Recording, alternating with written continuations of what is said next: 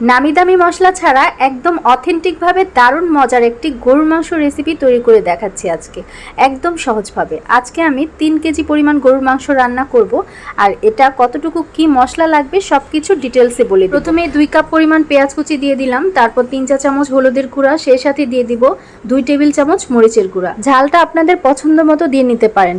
এখানে আমি ধনিয়ার গুঁড়া অ্যাড করেছি 3 চা চামচ, তারপর অ্যাড করে দিব 3 চা চামচ জিরার গুঁড়া, গরম মশলা গুঁড়া দিয়ে দিব হাফ চা চামচ। তারপর আমি এখানে আস্ত গরম মশলা অ্যাড করব, এলাচ, দারচিনি, তেজপাতা।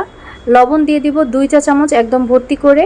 গরুর মাংসর মশলা অ্যাড করব, আর এই মাংসর মশলাটা দিলে মাংসের স্বাদ আরও বেশি বহুগুণ বেড়ে যায়। পরিমাণ মতো তেল দিব, তারপর হাত দিয়ে একটু মেখে নিতে হবে। এখানে আমি আদা রসুন বাটা দিতে ভুলে গিয়েছি, তো এখন আমি 1.5 টেবিল চামচ পরিমাণ আদা বাটা দিব, আর রসুন বাটা দিব 1.5 টেবিল চামচ। মাংস রান্নার ক্ষেত্রে আদা রসুনের পরিমাণটা সমান দিতে হয়, তো এখানে ভালো করে হাত দিয়ে মেখে নিতে হবে। বেশি পরিমাণ গরুর মাংস যখন রান্না করা হয় তখন এভাবে হাত দিয়ে মাখিয়ে নিলে গরুর মাংসের টেস্টটা অনেক বেশি ভালো আসে। হাতটা ধুয়ে অল্প করে পানি দিয়ে আমি ঢেকে রাখবো, আর মাংসটাকে ভালোভাবে কষিয়ে নেব। বেশি সময় নিয়ে মশলাটার সাথে মাংসটাকে ভালোভাবে কষিয়ে নিতে হবে, আর খুব ভালোভাবে কষানো হয়ে গেলে যখন একদম ঝোলটা টেনে আসবে তখন মাংসটা সেদ্ধ হওয়ার জন্য গরম পানি অ্যাড করব 6 কাপ।